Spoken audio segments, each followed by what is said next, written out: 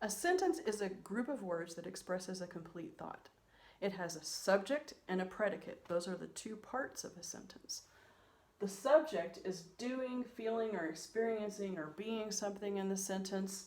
And in this sentence, Raul is the subject because he's doing the action. Ate the pancakes is the complete predicate. The word ate is the predicate. It's what the subject is doing, being, or experiencing. He ate, that's what he did. And then in this sentence, my little sister was hungry. Sister is the simple subject because the simple subject is always a noun. And then my little sister is the complete subject. Was hungry is the complete predicate. The word was is your verb in the predicate, the main verb. In this case, the only verb in the predicate is was. So that is saying what the subject is being. My little sister was. What was she? She was hungry. I know in Spanish, normally you say something like, I have hunger. But in English, we say, I am hungry, or my little sister was hungry. A simple sentence has one independent clause. I left the verb out. I made a mistake. A simple sentence has one independent clause. Okay? Subject plus predicate equals complete thought. For example, these two sentences here, they have a subject, they have a predicate, and each one of them has its own complete thought. If you put them together, Raul ate the pancakes, but my little sister was hungry. Then you would have a compound sentence. Because you have two independent clauses put together with a coordinating conjunction. A simple sentence can have a compound subject. Raul and my sister ate pancakes. So don't feel bad about my little sister. She got some pancakes too. They ate and laughed. Ate and laughed would be a compound predicate. Or you could make a simple sentence with both a compound subject and a compound predicate. You could make one out of this. Raul and my sister ate pancakes and laughed. So there you have a simple sentence that has one complete thought, but it has a compound subject and a compound predicate. I'm going to say that again. Raul and my sister ate pancakes and laughed. I guess they laughed at me because I didn't get any. A compound sentence has two or more independent clauses joined with and, but, or, nor, for, yet, or so, or a semicolon.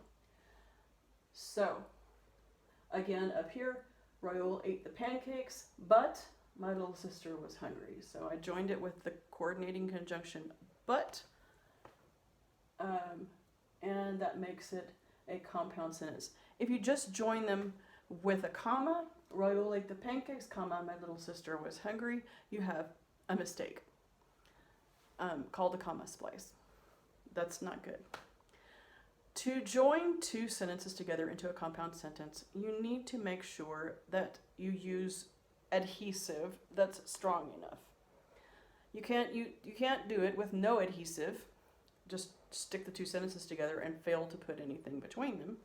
That's a run-on sentence. You can't do it with just a comma because that's a comma splice.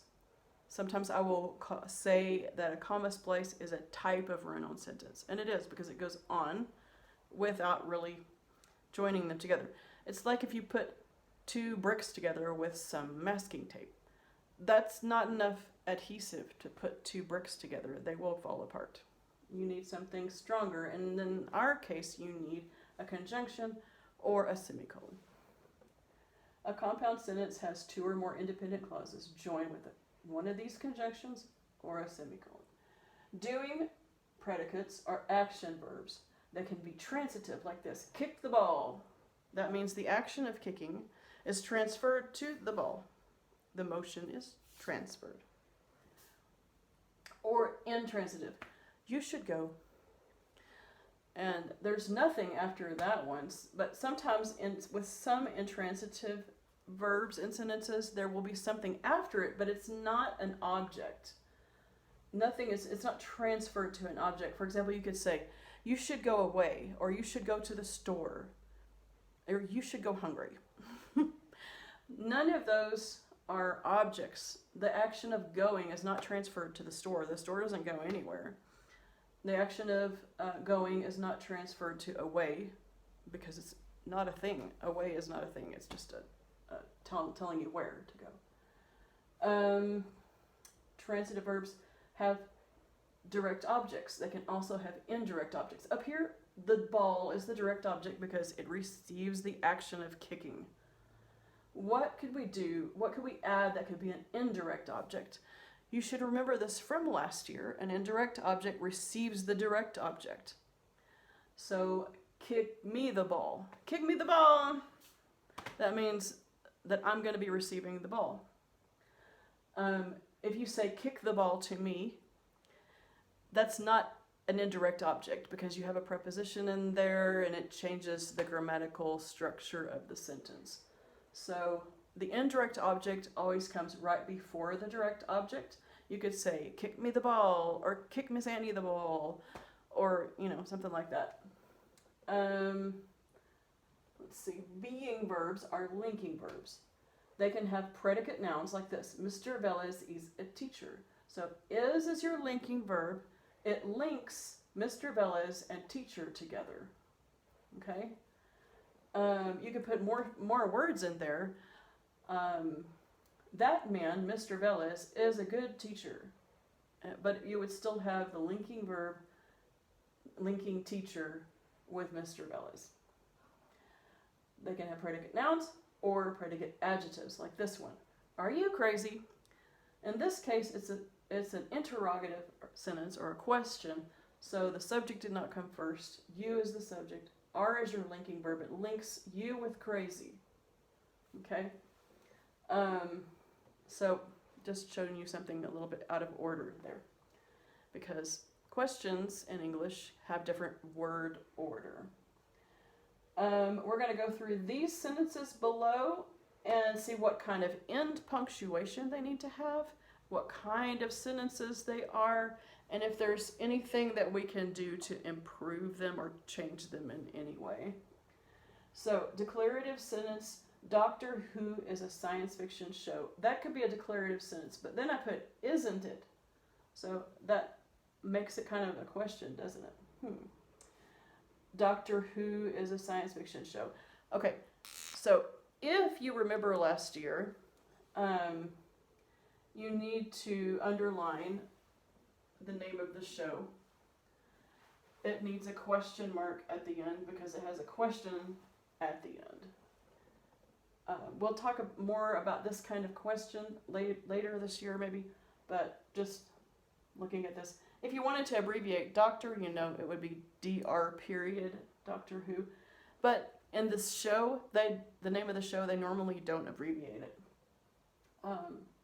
Why don't you ask Mr. Jonathan?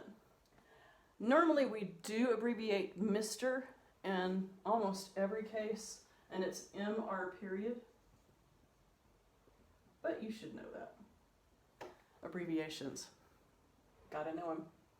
Why don't you ask Mr. Jonathan? So with the word why at the beginning, you know that that's a question, an interrogative sentence. It needs a question mark. What a weird year this has been. With this kind of word order, you know that it's an exclamatory sentence.